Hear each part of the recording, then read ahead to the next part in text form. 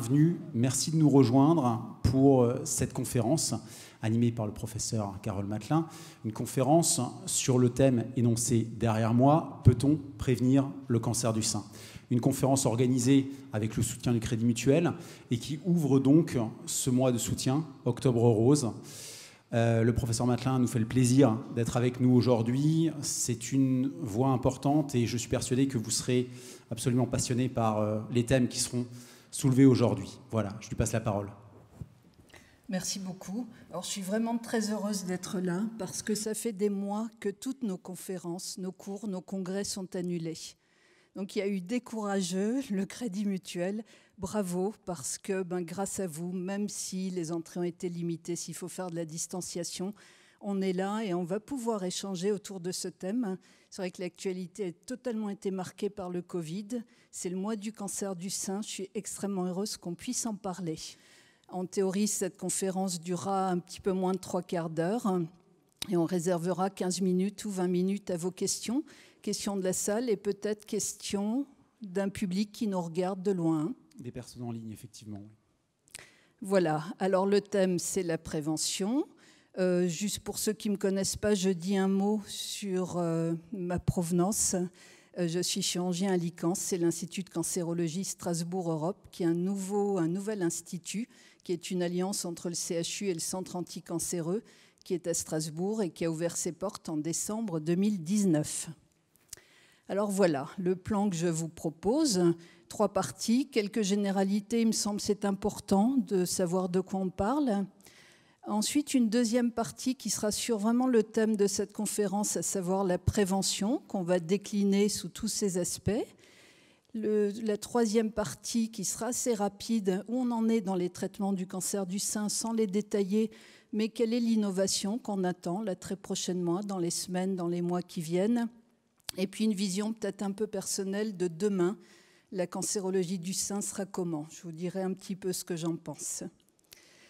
Et puis, ce qui va être chouette peut-être, c'est qu'on pourra échanger pendant la conférence. On vous a glissé quelques questions et ce serait bien d'avoir votre idée sur les quelques questions qu'on vous a mis. Alors, on va commencer par quelques généralités sur le sein. Et je pense que ce qu'il faut comprendre, c'est que le sein, c'est une glande qui va changer pendant toute la vie. Le sein d'une adolescente ne va pas être le même que le sein d'une femme enceinte, le sein d'une femme qui allaite, le sein d'une femme qui se ménopause ou qui a un grand âge. Donc un organe qui varie complètement. Et comment ça se fait qu'il arrive à varier ? Parce que si on regarde son fémur, etc., ça ne varie pas. Pourquoi le sein il varie ? C'est que c'est un organe qui est totalement sous dépendance hormonale. Toute sa vie, nos hormones le commandent et lui disent comment se comporter. Donc c'est un organe hormonodépendant et qui est constitué de 2 tissus. Il y a un tissu graisseux qui ne va pas beaucoup jouer dans la pathologie, mais il y a surtout des canaux qui transportent le lait et des lobules qui fabriquent le lait. Et les cancers, ils surviennent dans les canaux ou dans les lobules. Donc c'est un petit peu ça qu'il faut retenir. Lobules et canaux, c'est ce qui est important dans le sein. Et puis, sous quelle influence ? Sous l'influence hormonale. Alors le sein se modifie. Je vous montre ici un sein jeune. C'est plein de lobules, plein de canaux. Et puis en mammographie, c'est compliqué parce que c'est très dense. Donc le sein jeune est difficile à explorer en mammographie. C'est un peu pour ça qu'on ne fait pas de dépistage trop tôt, parce qu'on ne voit rien. Et qu'est-ce qui se passe quand on prend de l'âge ? Eh bien, ce tissu canalaire, ce tissu lobulaire, il va disparaître, pas complètement, il en reste quelques traces. Et puis le sein va être entouré de graisse. Et là, sur le plan radiologique, ça va être beaucoup plus simple pour nos radiologues.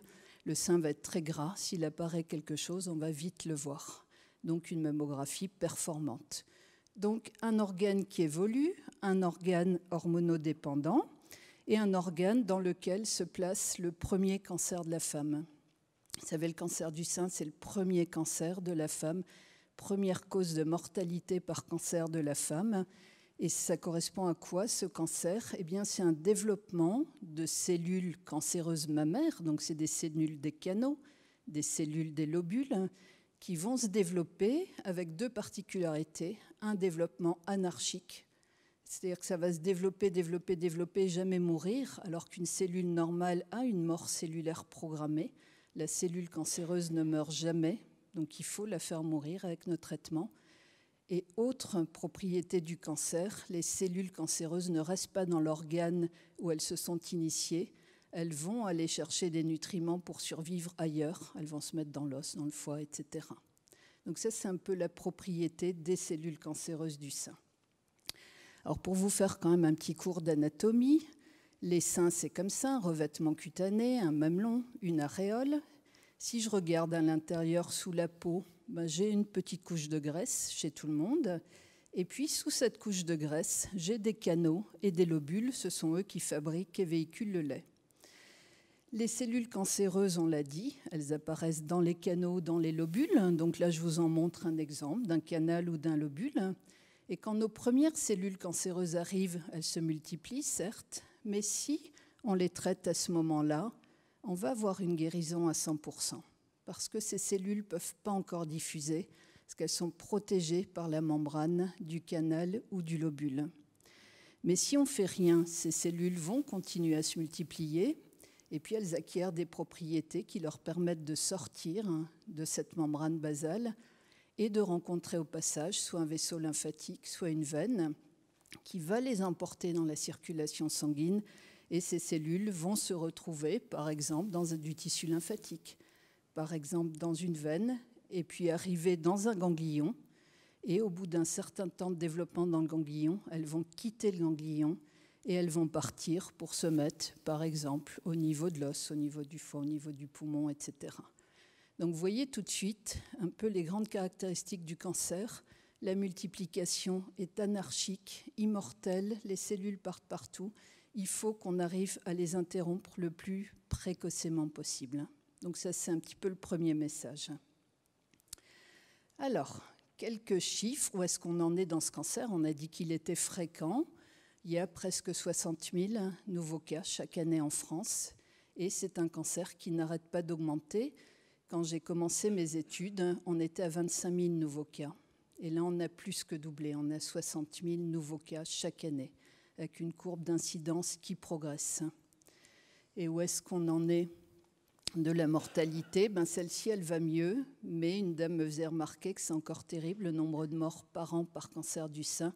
Une dame me disait 12 000, c'est quand même considérable chaque année. Et je lui ai dit, je rejoins ce qu'elle dit, 12 000, c'est considérable. Donc même si on guérit beaucoup de monde, il y a encore des personnes qui en décèdent. Alors pour vous faire travailler, on va vous faire participer un petit peu. Et je vous pose donc la question, n'hésitez pas à vous manifester pour y répondre. En France, le cancer du sein touche aujourd'hui une femme sur 6, une femme sur 10 ou une femme sur 15. Alors qu'est-ce qui dit une sur 6 ?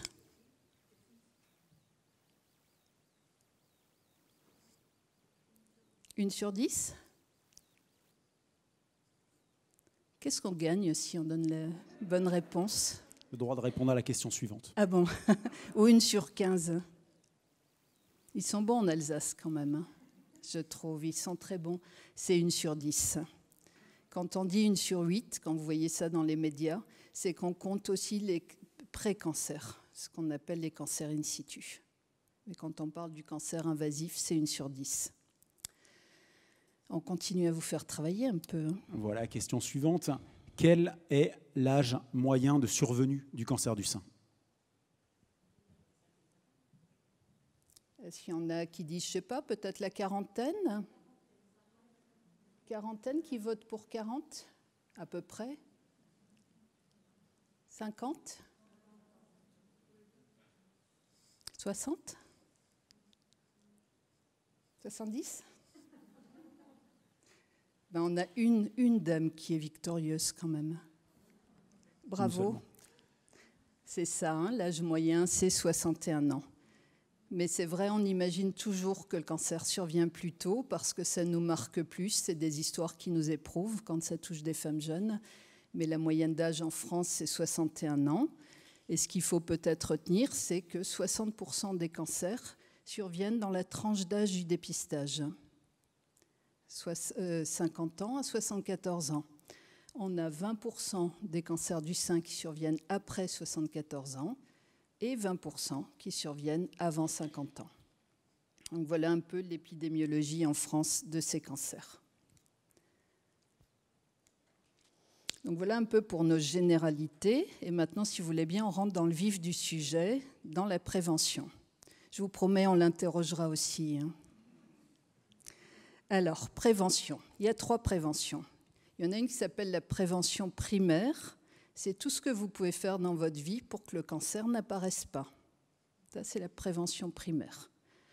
Prévention secondaire, c'est ce que je peux faire pour trouver un cancer le plus petit possible, mais le cancer est déjà là. Et prévention tertiaire, c'est qu'est-ce que je peux faire si j'ai eu un cancer. Ça fait quelques années que j'ai été traitée et je n'ai pas envie qu'il revienne. Donc on va un petit peu aborder ces 3 chapitres. Prévention primaire. Primaire, donc quels sont les facteurs de risque sur lesquels il est aujourd'hui possible d'agir? Oui, bien sûr. Mais on compte sur vos réponses aussi. Il y a peu d'hommes dans la salle, donc il faut qu'on les fasse parler. À votre avis, qu'est-ce qu'on peut faire? Alors on me dit arrêtez de fumer, arrêtez de me stresser. Je veux un job où j'ai pas de stress. Où j'ai plus de stress du tout. Faire du sport.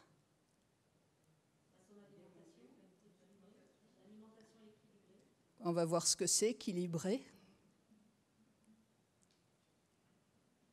Il y en a qui ont d'autres idées.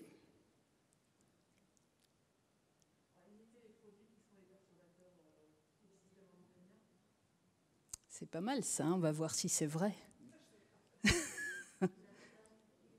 Faire beaucoup d'enfants, c'est ça? Au moins un enfant?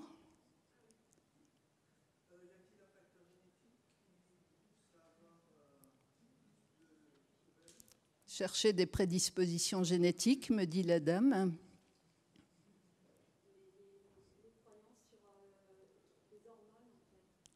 Les hormones.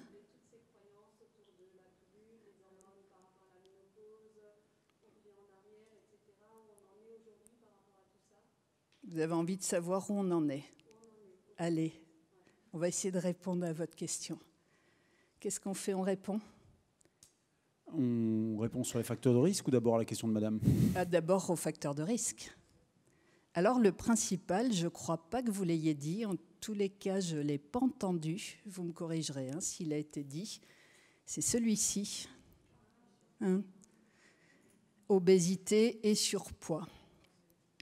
Donc on a établi un lien entre le surpoids et l'obésité, et la notion importante, je l'ai soulignée, c'est après la ménopause.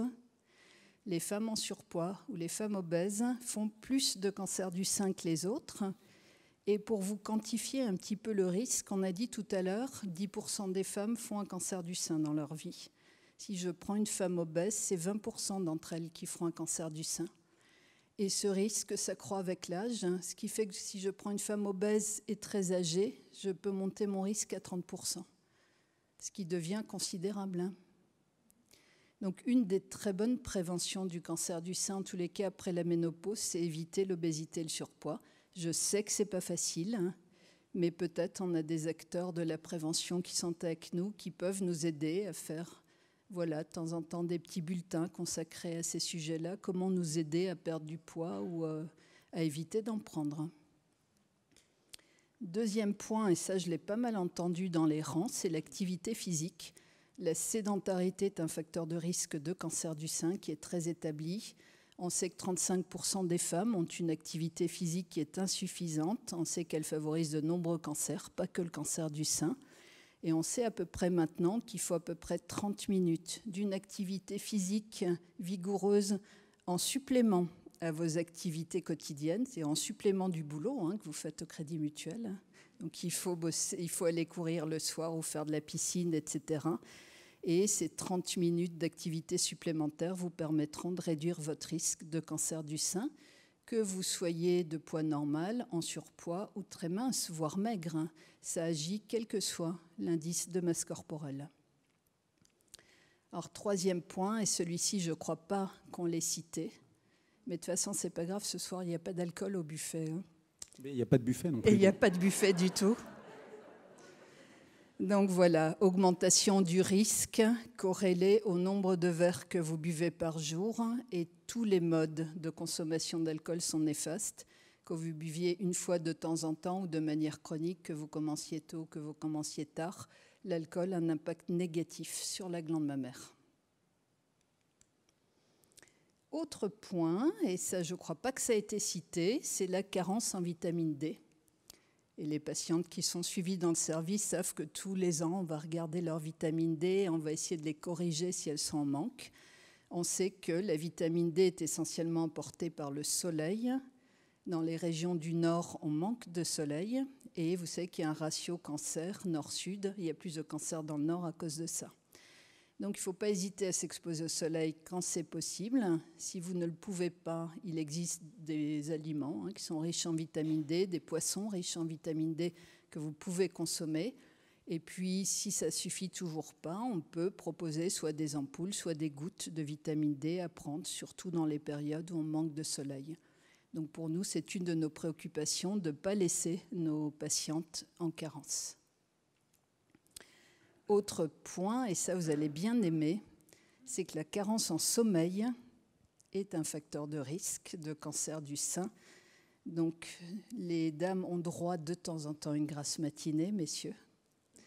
Elles font de la prévention. Et comment ça s'explique que le fait de bien dormir fait qu'on protège son sein? C'est parce que la nuit, on sécrète une hormone. Vous vous souvenez, le sein, une glande hormonodépendante. Et cette hormone s'appelle la mélatonine. On la sécrète la nuit, on la sécrète dans le sombre. Il faut dormir fenêtre fermée. Et si vous avez un bon taux de mélatonine, vous ferez moins de cancer du sein que si vous êtes carencé.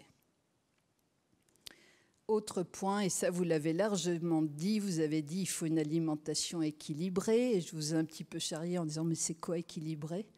Alors ce qui marche le mieux, semble-t-il, pour la prévention des cancers du sein, c'est le régime méditerranéen. Malheureusement pas le régime alsacien. Et là, je vous montre par exemple une recherche qui a été réalisée par le Fonds mondial de recherche sur le cancer, qui a été publiée en 2017, qui fait assez référence maintenant. Les chercheurs de cette étude ont passé en revue les habitudes alimentaires de plus de 60 000 femmes âgées de 55 à 69 ans, et c'est de la folie, ils les ont suivies pendant 20 ans. Donc c'est un boulot monstrueux, je trouve. Et ils ont regardé quels étaient les rapports entre alimentation et cancer du sein. Et finalement, ils ont montré que c'était le régime méditerranéen. Vous savez, on ne mange pas beaucoup de viande rouge, on mange plutôt des poissons, on mange plutôt des céréales, on mange plutôt des légumes, de l'huile d'olive, etc., qui aboutit à des réductions de risque les plus importantes de cancer du sein, même des formes agressives de cancer du sein. Donc c'est vrai qu'on encourage nos patientes à manger équilibré, c'est-à-dire plutôt ce type de régime.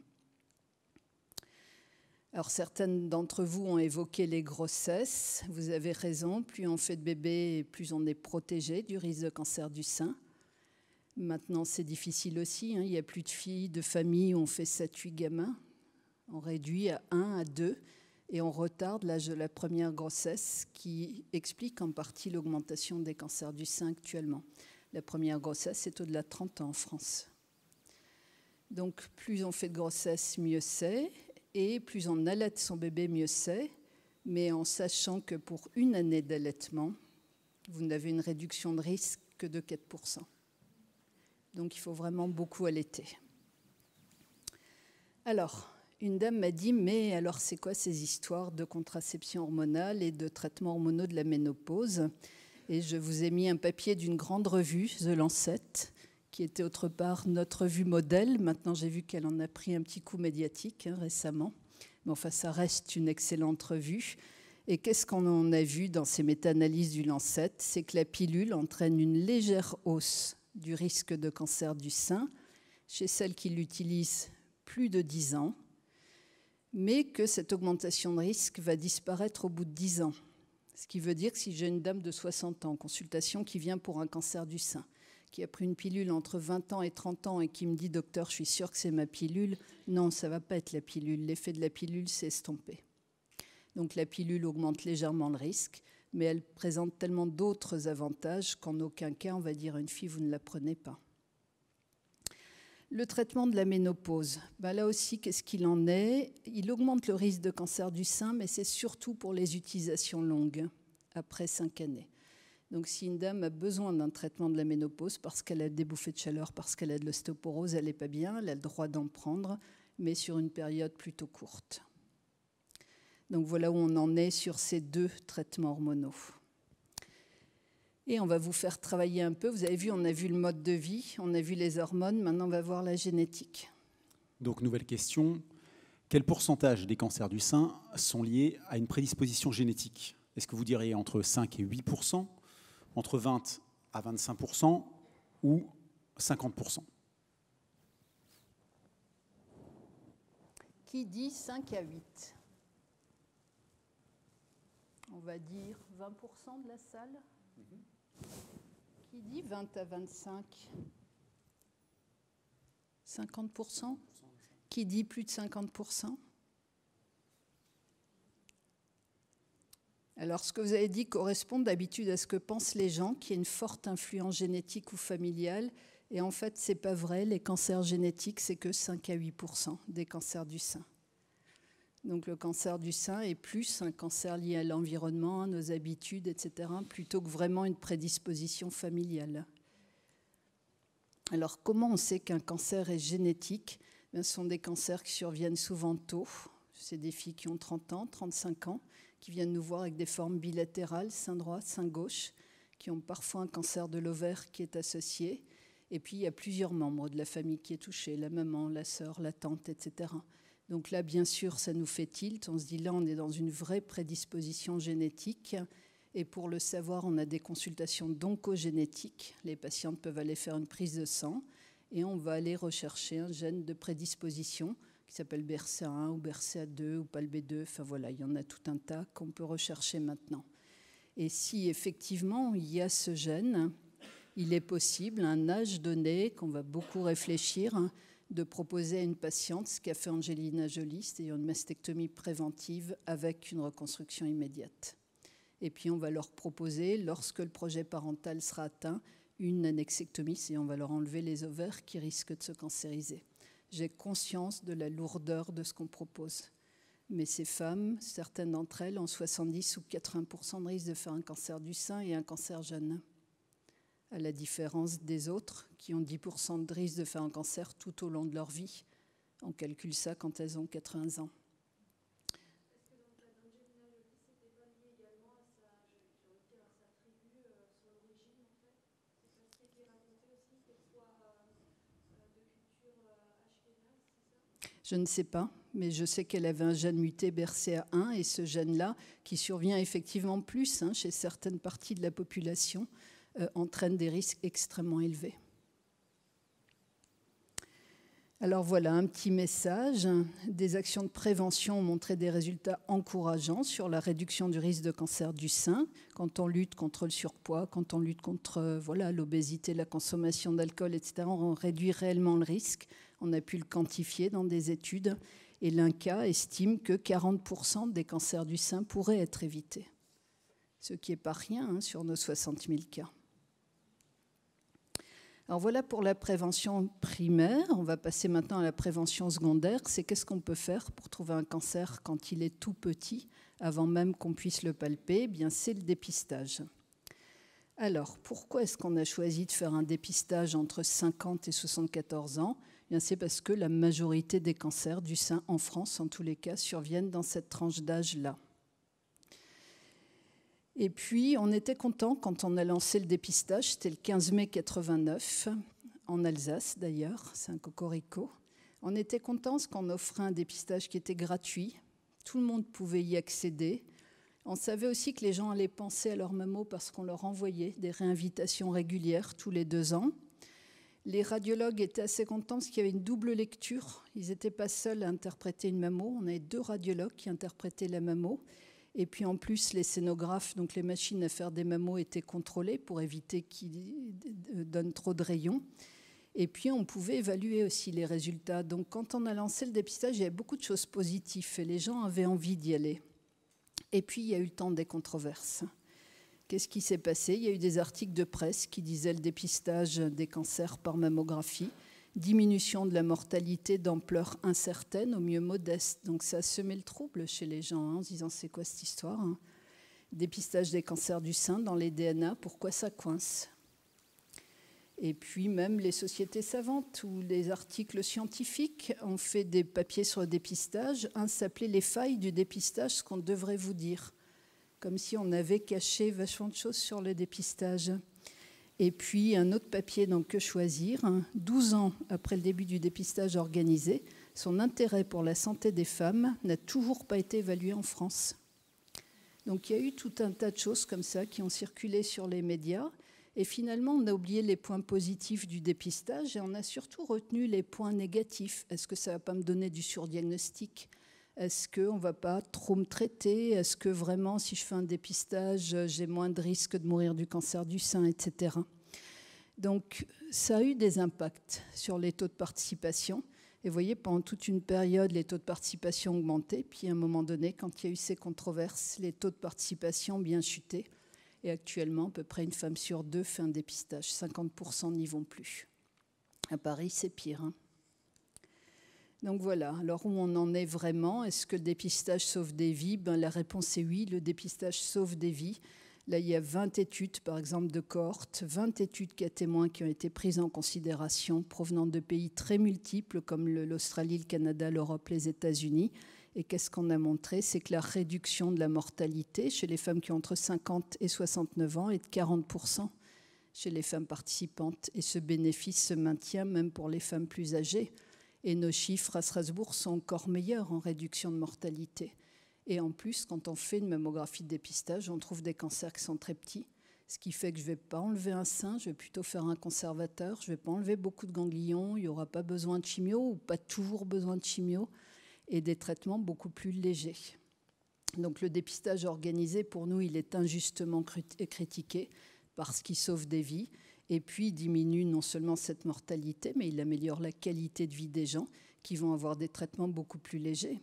Et je sais que certaines dames sont dans la salle, ont été dépistées, ont fait leur chirurgie en ambulatoire, un peu de radiothérapie et point. Donc c'est quand même quelque chose qui est beaucoup moins lourd que faire une mammectomie, faire un curage, faire une chimio, faire encore une immuno, etc.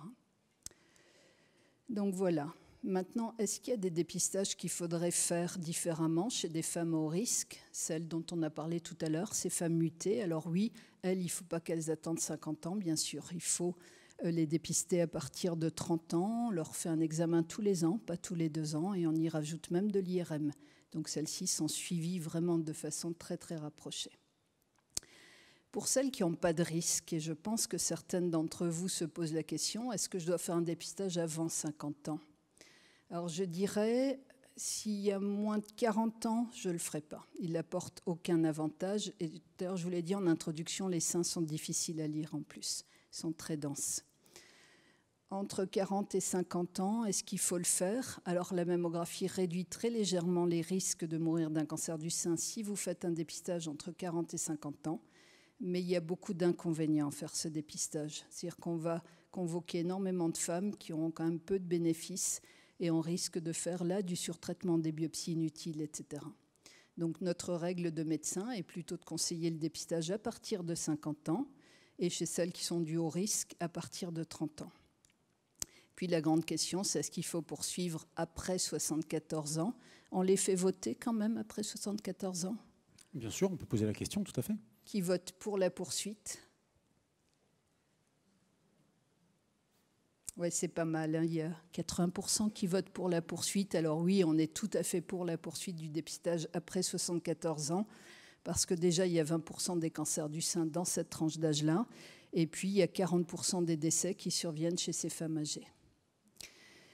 Et malheureusement, il y a beaucoup de fake news concernant ce dépistage de la femme âgée ou du cancer de la femme âgée. Souvent, on dit à ces dames, vous savez, faites plus rien pour vos seins. De toute façon, si un cancer, il évoluera lentement, ça ne va pas vous tuer, etc., etc.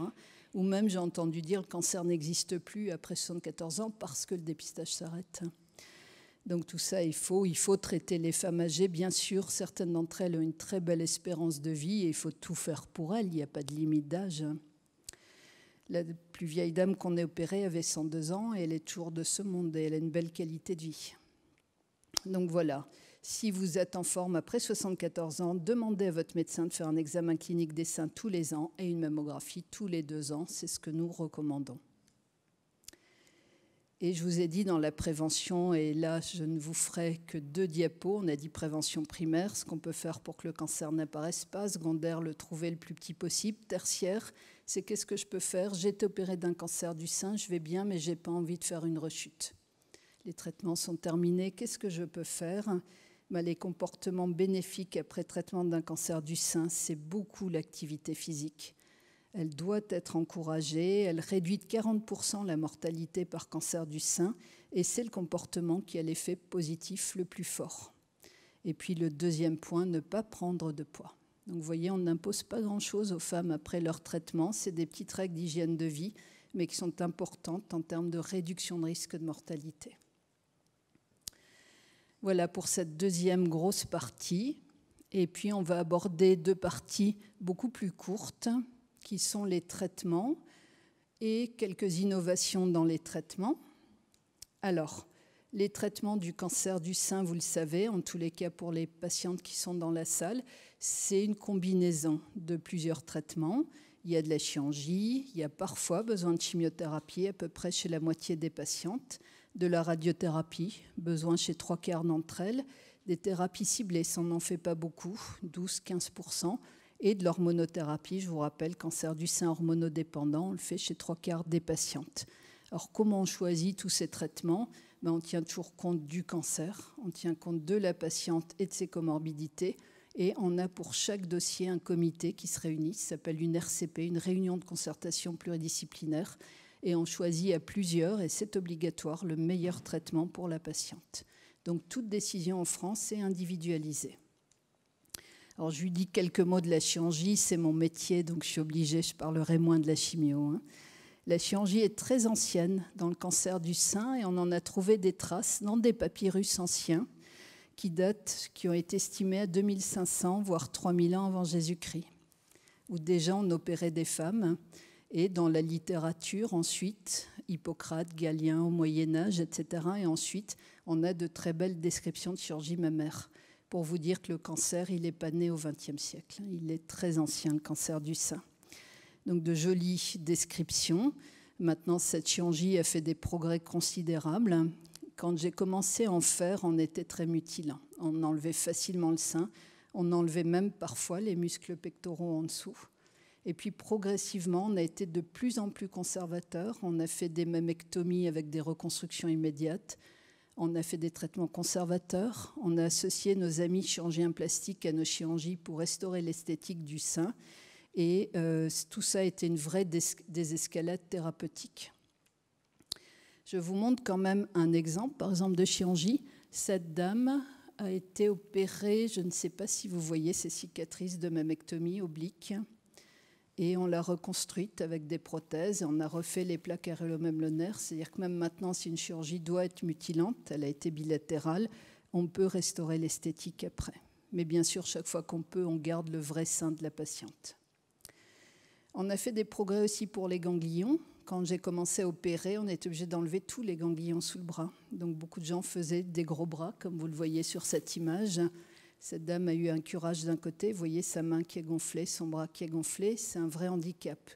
Donc maintenant on ne le fait plus, on fait des techniques qu'on appelle du ganglion sentinelle, où on enlève vraiment un nombre limité de ganglions, souvent un ganglion ou 2 ganglions, mais pas toute la chaîne. Et puis on s'est associé à des psychologues, on s'est associé à des soins de support, parce qu'avant on annonçait tout seul un cancer dans une consultation et je crois qu'on n'était pas bon, on n'avait pas le savoir-faire. Et on a appris les soins de support parce qu'on a conscience, quand on annonce un cancer, qu'on annonce aussi la notion de finitude de la vie. C'est à ce moment-là qu'on se dit je ne suis pas immortel, il va m'arriver quelque chose. Et puis comme le sein, c'est un organe qui est très associé à la féminité, à la maternité, à la sexualité, on met à mal tout un tas de symboles pour les femmes. Donc maintenant, on ne fait plus de consultation seule, on a un dispositif d'annonce qui nous est imposé en 4 temps, avec recours à des psychologues qui savent faire, à des infirmières d'annonce, pour essayer de faire en sorte que ce moment soit le moins traumatisant possible. Et puis, juste pour finir avec cette chirurgie, je vous ai montré la désescalade, je vous ai montré la reconstruction associée, je vous ai montré les soins de support. Il y a une chose qui nous angoisse un petit peu en ce moment, c'est un changement de paradigme. C'est-à-dire que pendant des années, depuis que j'ai fait de la scénologie, on était de plus en plus conservateurs, parce qu'on a fait du dépistage précoce, etc. On a associé nos plasticiens. Et maintenant, depuis quelques années, je dirais, mais c'est un phénomène assez récent, on est plutôt dans une politique de prévention et du risque zéro, ce qui fait que des patientes qui n'ont aucun facteur de risque viennent nous demander l'ablation des deux seins, en disant, puisqu'Angelina Jolie l'a fait, est-ce que vous ne pourriez pas me le faire? Et sous prétexte, voilà, d'une espèce de principe de précaution absolue, et quand on leur dit, il ne faut pas le faire, il n'y a pas de raison, elles me disent, mais si, vous l'avez dit en conférence, 10% des femmes feront un cancer du sein, je n'ai pas envie d'être dans les 10%. Maintenant, c'est infiniment mutilant, ça ne doit pas se faire comme ça, et donc du coup, on a créé des comités de réflexion sur ces demandes de mammectomie bilatérale, de réduction de risque, pour savoir à qui il faut dire oui et à qui il faut savoir aussi dire non. Voilà quelques points sur les innovations. Nos radiologues ont fait plein d'innovations en utilisant des lecteurs d'intelligence artificielle en mammographie, en IRM. Nous aussi, chirurgiens, on a fait des progrès, ce qu'on sait faire maintenant de la chirurgie robot-assistée, ce qui est assez nouveau pour le cancer du sein. Les radiothérapeutes ont fait des progrès aussi, ça faire de la radiothérapie péropératoire, à la place de faire revenir la patiente, je ne sais pas, 25 fois après une chirurgie. Dans certains cas, ils peuvent irradier dans une intervention. Les oncologues, bien sûr, ont fait d'énormes progrès, en particulier des thérapies ciblées, c'est-à-dire des traitements qui ne vont tuer que la cellule cancéreuse, pas les cellules normales. Et puis, on arrive à mieux identifier les tumeurs. On les caractérise de façon très individuelle. On a des signatures moléculaires pour vraiment faire du traitement individualisé, pas surtraité, pas sous-traité. Donc voilà un petit peu pour les innovations. Et je me permettrai de finir sur les quelques minutes qui me restent sur un peu ma vue du cancer dans le futur et demain, vers quoi on ira. Alors, je vous montre un petit peu les choses auxquelles on croit. Premier point, c'est l'utilisation de l'intelligence artificielle en médecine. Je sais là aussi qu'il y a des gens qui n'y sont pas favorables. Nous, ça nous apporte énormément de choses, parce qu'on a une réponse à nos questions de façon extrêmement rapide. Les ordinateurs sont beaucoup plus puissants qu'autrefois. Ce qu'aurait calculé un ordinateur en une seconde aujourd'hui, il aurait fallu, dans les années 60, 24 000 ans de calcul. Donc nous avons dans les services des machines d'intelligence artificielle.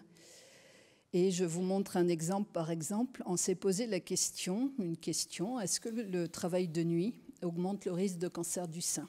Donc pour le savoir, il a fallu dans nos hôpitaux qu'on fasse des cohortes d'infirmières de nuit et qu'on les a comparées aux infirmières de jour.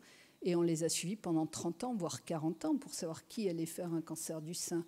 Donc c'est extrêmement long pour avoir des réponses. Et la réponse était positive. Oui, les dames qui travaillent la nuit font plus de cancer du sein que les autres.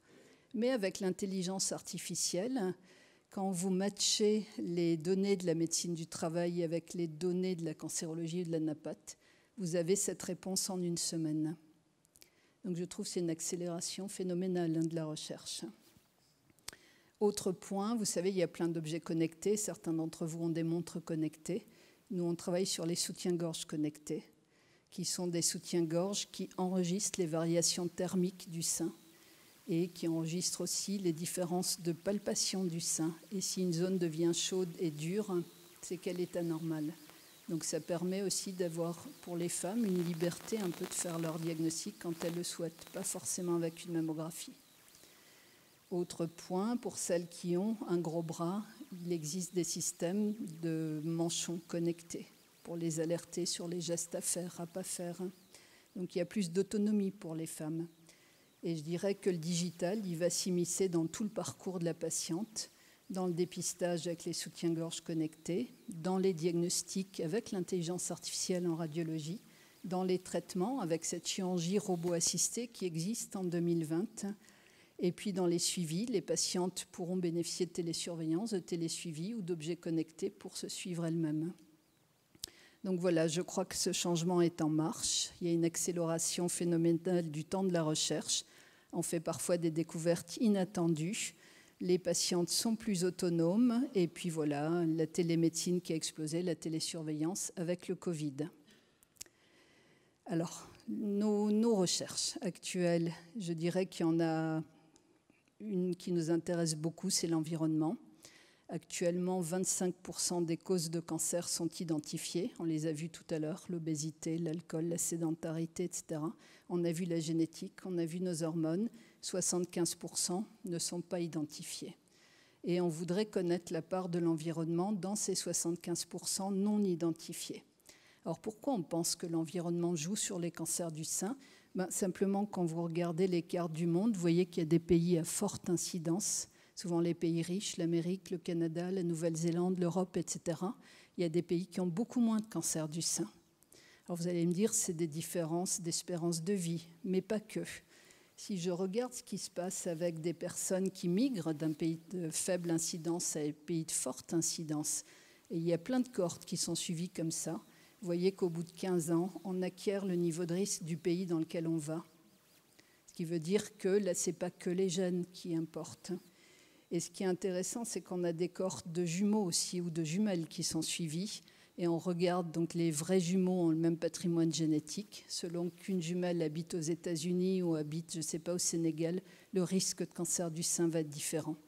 Et on estime que la part non génétique est de 69%.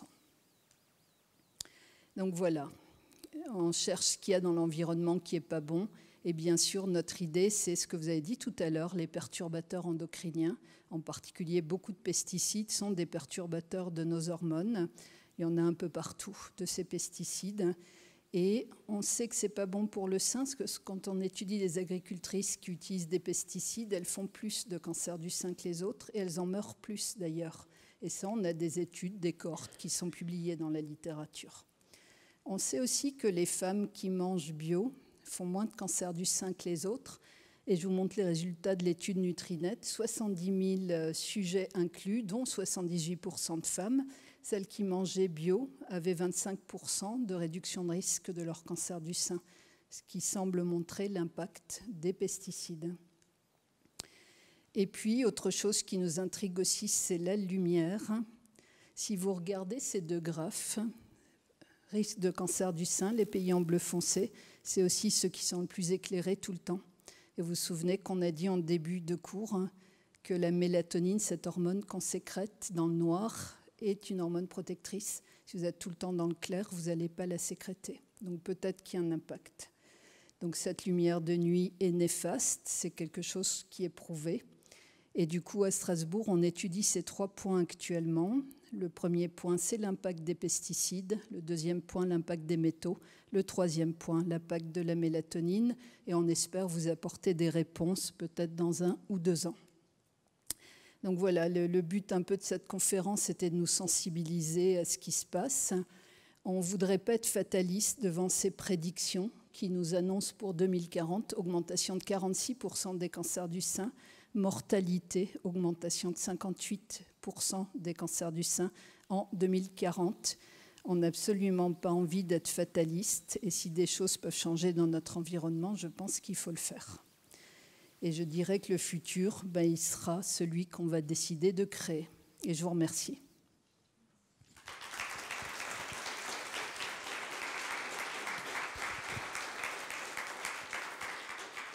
Merci beaucoup, merci de votre intervention, de cette première partie de l'intervention, parce que maintenant on va vous donner la parole, on va vous donner la possibilité de poser les questions. Il y a un micro qui va circuler, n'hésitez pas à lever la main, à faire signe, on vous l'amène. Alors on vous l'amène, mais on vous le met sous le nez. Pour des questions évidentes de crise sanitaire, vous ne serez pas en mesure de toucher le micro. Alors, en attendant la première question, je vais me permettre de vous poser une question en ligne, parce que oui, on est suivi en ligne à l'heure actuelle. La conférence est retransmise en live. Et les personnes qui nous suivent ont également la possibilité de poser des questions par écrit. La première question qui a été posée dans ce sens-là, c'est pourquoi un dépistage organisé tous les 2 ans seulement ? Pourquoi tous les 2 ans ? Alors, on avait testé plusieurs modèles. On avait essayé tous les 3 ans et ce n'était pas très performant. Et tous les ans, on ne faisait pas mieux. Donc, le mieux, c'est faire un dépistage tous les 2 ans. Et ce que je conseille aux femmes qui font un dépistage tous les 2 ans, c'est l'année de l'intervalle où elles n'ont pas de mammographie, qu'elles fassent examiner leur sein par leur médecin traitant, qui est un examen clinique, ou que ce médecin lui apprenne l'auto-examen du sein. Il ne faut pas faire trop de mammo, il ne faut pas le faire tous les ans.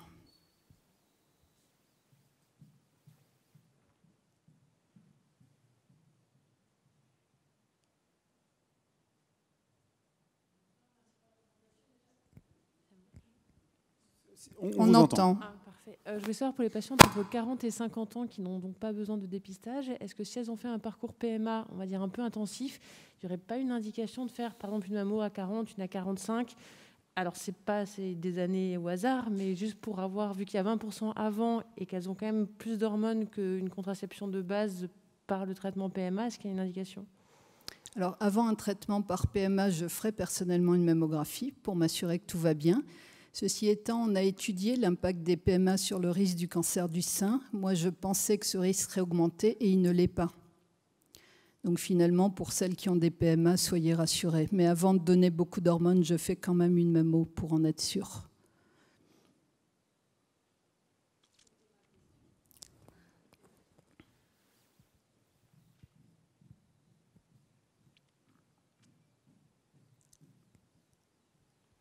Tout à l'heure, vous parliez de gratuité, mais en fait, moi, je suis allée faire une mammographie avant 50 ans, puisque j'ai 47 ans. On m'a demandé un dépassement, enfin, le radiologue pratiquait des dépassements, et ça, j'ai pas trouvé ça normal, parce qu'on parle quand même de cancer, et pourquoi avant 50 ans, c'est payant, quoi, il faut payer. Ce que je disais, c'est qu'avant 40 ans, ça me paraît vraiment inutile, sauf facteur de risque. Entre 40 et 50 ans, je pense qu'il faut rembourser vraiment la mammographie et la faire sans dépassement parce qu'il y a une petite diminution du risque de mortalité par cancer du sein. Maintenant, il ne faut pas l'imposer à tout le monde. Mais je suis d'accord avec vous.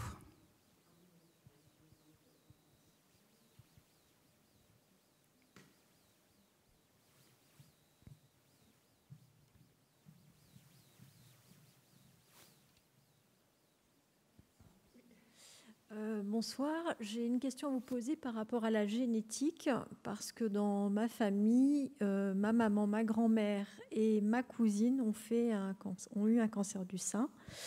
Il y a 10 ans, nous avons rencontré un de vos confrères, donc généticien, qui ne pouvait pas se prononcer sur le facteur héréditaire. Est-ce que vous pensez qu'entre-temps, les choses ont évolué et qu'il faudrait faire quelque chose ? Alors les choses ont beaucoup changé. À l'époque, on ne pouvait détecter que 2 types de mutations sur 2 gènes particuliers qui étaient BRCA1 et BRCA2. Et maintenant, on fait facilement en France 13 gènes et on peut même en faire plus d'ailleurs. Donc il ne faut pas hésiter maintenant à retourner en oncogénétique pour un nouveau dépistage génétique.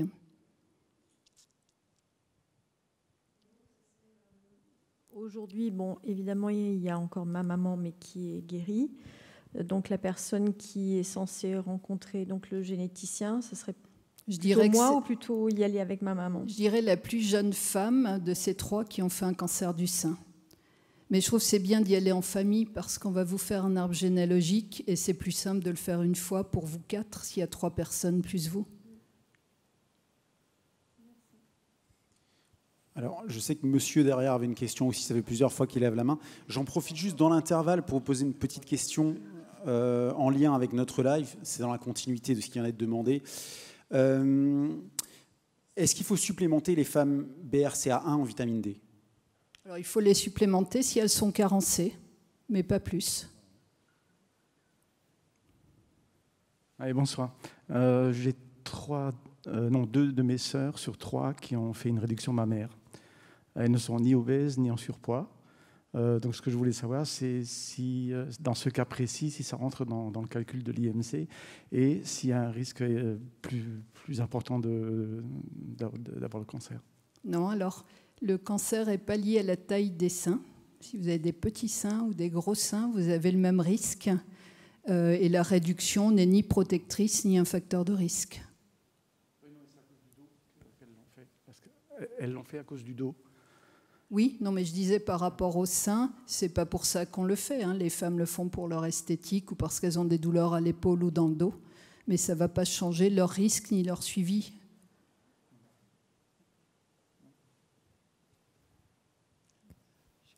monsieur à ma droite. Et il y a une madame à ma droite. Vous voyez où est mon nez et ma bouche, ça va? Ça va. C'est bon. Oui, vous parliez, vous avez dit qu'il y avait très peu d'hommes. Je dirais que la qualité doit compenser la quantité. Mais est-ce que je confirme. Est-ce que vous pourriez nous parler en quelques mots du cancer du sein chez l'homme, s'il vous plaît? Alors, le cancer du sein chez l'homme existe, mais il y en a très peu. Pour 60 000 femmes, il y a à peu près 600 hommes. C'est-à-dire pour 100 cancers de la femme, il y a un cancer du sein de l'homme. Il survient un peu plus tard que chez la femme. Il est souvent plus agressif parce que les messieurs consultent plus tard. Ils ne veulent pas avoir une pathologie de femme. Donc, ils n'aiment pas attendre dans nos salles d'attente de femmes. On les traite un petit peu de la même manière. Et un certain nombre d'entre eux sont liés à une mutation génétique qu'on appelle BRCA2. Est-ce que j'ai répondu à votre question, monsieur? Presque. Je ne sais pas quoi vous dire d'autre. Les hommes ne peuvent pas faire un dépistage par mammographie. J'en ai une deuxième. Vous parliez d'un taux de participation au dépistage d'environ 50%, en expliquant que partiellement, tout ce qui est fake news, toutes ces conneries-là, ont eu un impact négatif. Mais à votre avis, quelles sont les autres raisons qui font qu'on est à 50% seulement? Alors, je pense qu'il y a des patientes qui ont des difficultés à se déplacer ou qui habitent dans des petites villes ou dans des villages où c'est compliqué pour elles. Il n'y a pas de radiologue. Si elles doivent faire 50 km et qu'il n'y a pas beaucoup de trains, etc., c'est difficile. Et c'est vrai que les solutions, ça serait d'avoir ce qu'on appelle une unité mobile de mammographie, une UMM, qui permettrait de proposer des mammographies dans différents villages, en avertissant peut-être, je ne sais pas, 3 mois à l'avance que l'unité mobile sera à tel endroit et qu'elles sont les bienvenues. Et je pense que quelqu'un comme vous, qui pilotez l'association Sève, Sein et Vie, donc une association qui est entièrement dévouée à la cause des femmes et qui s'intéresse au cancer du sein, devrait lancer un projet comme ça, un projet UMM. Je sais que la difficulté, c'est de trouver des partenaires, mais peut-être qu'il y a des oreilles attentives dans la salle. J'ai répondu ce coup-ci à votre question? Mieux, c'est mieux. J'en ai une troisième, s'il n'y a pas de question. La troisième porte sur ce qui s'est passé ces derniers mois. Et est-ce que vous pouvez nous expliquer comment vous avez vécu à Licence l'arrivée de ce Covid par rapport à la santé des dames et de leur sein? Alors, c'est vrai que c'est quelque chose qu'on n'attendait pas du tout. Pas du tout. Ça nous a surpris. On a dû, comme tout le monde, revoir ses programmes opératoires. Il a été obligé pour nous de repousser tout ce qui était reconstruction mammaire, parce que c'était un geste esthétique et on n'avait plus le droit de le faire. On a repoussé toutes les tumeurs bénignes, sachant qu'elles n'avaient pas de risque évolutif. Et quand on avait des patientes où on avait le choix entre un traitement chirurgical et un traitement par médicament, on a plutôt pris le médicament. Pourquoi on a fait tout ça? C'est pour libérer les respirateurs. Ce que c'est quand on opère, on est ventilé, on est intubé. Il y avait besoin de ces respirateurs pour les personnes qui avaient un Covid. Donc oui, on a pu continuer à opérer nos urgences, ça c'est sûr. On a opéré toutes les patientes qui sont venues avec un cancer du sein urgent qui a besoin d'une chirurgie. On n'a pas pu opérer le bénin, on n'a pas pu opérer l'esthétique. Et c'est des interventions qui arrivent maintenant seulement, parce qu'après les gens sont partis en vacances. Les gens reprennent des rendez-vous maintenant dans les consultations. Et c'est difficile à gérer, puisqu'il y a cette deuxième vague qui revient. Donc ce qu'il faudrait, c'est un avis très personnel, c'est qu'on ne prenne plus les respirateurs de bloc opératoire et qu'il y ait plus de lits de réanimation pour accepter ces Covid, et qu'on puisse opérer en toute quiétude les femmes qui ont un cancer. Et on a vu, ce n'est pas un cancer anodin, c'est 12 000 morts par an. Donc c'est pour ça que je remercie vraiment les organisateurs d'avoir quand même laissé cette conférence en période de Covid, pour qu'on ait un regard sur ces femmes qui ont leur souffrance à elles. Et voilà. Et même si une femme a un Covid et un cancer du sein, on peut les opérer, puisqu'à ce moment-là, on a des circuits particuliers.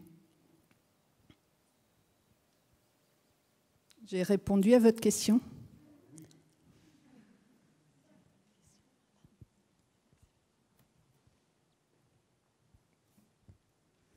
Bonsoir.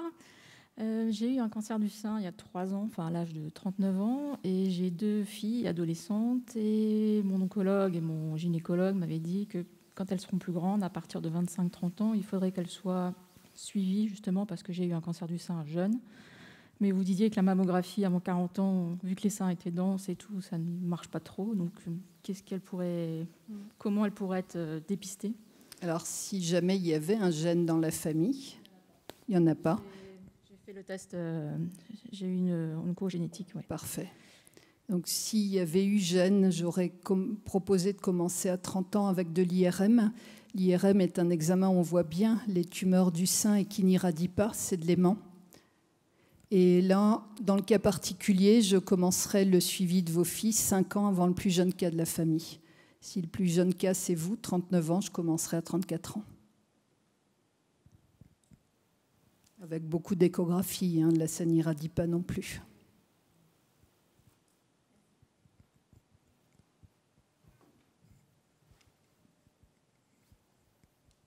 Bonjour, on parle beaucoup du stress et de l'éventuelle incidence du stress, donc faisant partie de notre environnement, sur les cancers.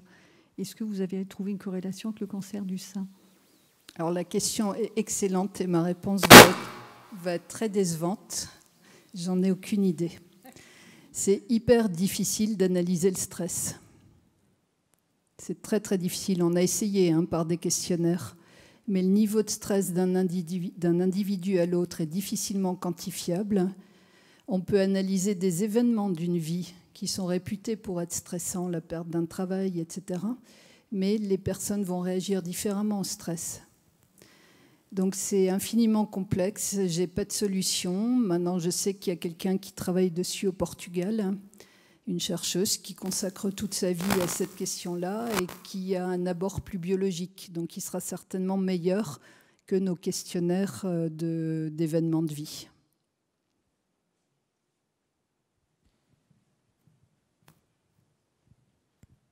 En fait, la question de madame me fait penser au développement de cancer suite à des chocs émotionnels aussi. On parlait des événements précis. Est-ce que vous parlez de chocs émotionnels?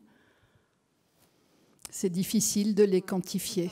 C'est dans le même esprit alors? C'est un peu dans le même esprit. C'est quand on fait des populations comparables, le même événement peut ne pas entraîner le même niveau de stress ou de douleur chez une personne ou chez une autre. Donc c'est un paramètre qui est vraiment difficile à évaluer.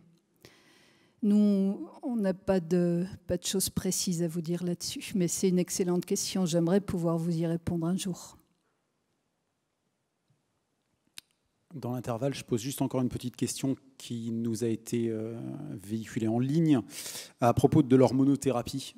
Est-ce que vous pouvez nous dire quelque chose sur le bénéfice et les traitements d'hormonothérapie? Alors, l'hormonothérapie se donne pour traiter le cancer du sein une fois qu'il a été opéré. Et on ne traite que les cancers qui ont des récepteurs hormonaux positifs. Donc, c'est des dosages qu'on fait dans la tumeur. Et là, on sait que l'hormonothérapie va être efficace pour réduire les risques de récidive locale ou de métastase à distance. Il y a plusieurs traitements qui existent selon l'âge de la patiente et des durées de traitement qui sont variables, qui vont entre 5 et 10 ans à peu près. J'ai répondu à votre question. Je suppose que vous avez répondu, on nous le dira en ligne. Mais... Bonjour, merci tout d'abord pour votre exposé qui était vraiment très clair et voilà. Je voulais savoir... C'est moi qui vous remercie d'avoir été là, malgré le Covid et les restrictions. Merci. Je voulais savoir au niveau du diagnostic, il y a la mammographie et l'échographie. Et parfois, moi je suis professionnelle de santé, la mammographie est mal vécue comme parfois douloureuse. J'aurais que vous nous parliez de la différence entre ces deux diagnostics. Alors, c'est vrai que pour faire une mammographie, il faut comprimer le sein pour bien voir, et c'est cette compression qui est douloureuse. Maintenant, la mammographie est extrêmement utile, par exemple, pour trouver des microcalcifications qui sont très difficiles à voir en échographie. L'échographie est un complément de la mammographie, ça n'a pas beaucoup d'intérêt de la faire seule, sauf pour certaines pathologies très particulières. L'intérêt de l'échographie, c'est que c'est des ultrasons et ça n'irradie pas. Mais ça n'aura jamais la performance de la mammographie. Donc ça n'a pas de sens de faire l'échographie et pas la mammo? Sauf dans certaines situations très particulières qu'on ne va pas détailler, qui sont un peu d'ordre médical spécialisé, mais non, il faut faire... Si à l'âge du dépistage, on fait la mammo et le radiologue peut juger utile de faire un complément d'échographie. Alors, on arrive au bout de notre temps d'échange. On va encore prendre une question. Il y en a deux encore. Encore deux. C'est vous qui décidez. Est-ce qu'on peut dire un mot sur la ménopause ? Un mot sur la ménopause. Donc, la ménopause, c'est lié en fait en relation avec le cancer du sein, parce qu'on a parlé d'âge. Donc on suppose que 80% des femmes sont ménopausées, qui ont le cancer du sein, parce que est-ce qu'il y a une relation, est-ce qu'il y a un facteur de risque? Alors c'est vrai que la ménopause change tout pour le cancer du sein. Les cancers du sein qui surviennent avant la ménopause sont souvent des cancers plus agressifs, qui vont plus vite, qui n'ont pas de récepteurs hormonaux, qui sont plus compliqués à traiter pour nous, qui ont plus de formes génétiques. Le cancer après la ménopause est plus, je vais utiliser un terme qui n'est pas adapté, mais plus sympathique pour nous, parce qu'il a plus de récepteurs hormonaux, il pousse plus lentement, on le voit mieux sur les radiographies qui sont plus graisseuses et il se soigne mieux.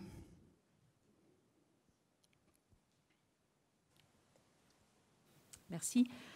En prolongement de la question sur la ménopause, effectivement, vous en avez parlé un petit peu tout à l'heure, mais peut-être qu'on peut rentrer un peu plus dans le sujet de la prise d'hormones au moment de la ménopause.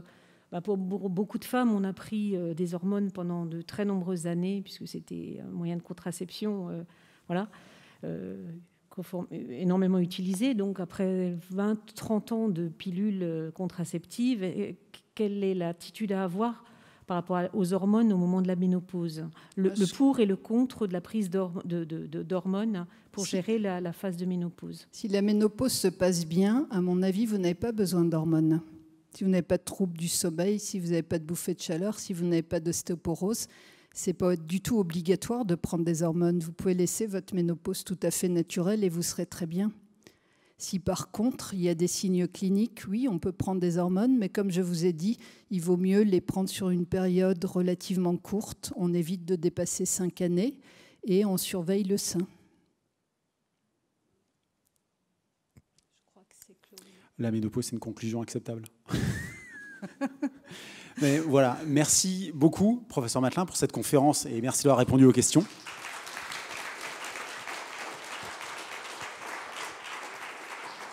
Et merci beaucoup à vous qui êtes venus aujourd'hui dans des circonstances très particulières. On a tenu effectivement à maintenir l'événement. Ça, c'était notre part du travail. La vôtre, effectivement, c'était de nous rejoindre ici ou en ligne. Pour ceux qui, effectivement, voudraient encore parler de la conférence, elle sera visible, elle sera visionnable à loisir sur le lien qui vous a été donné, effectivement, pour le live. On va vous donner la possibilité de la revoir, de la montrer, etc. Voilà, merci à tous. C'est moi qui vous remercie.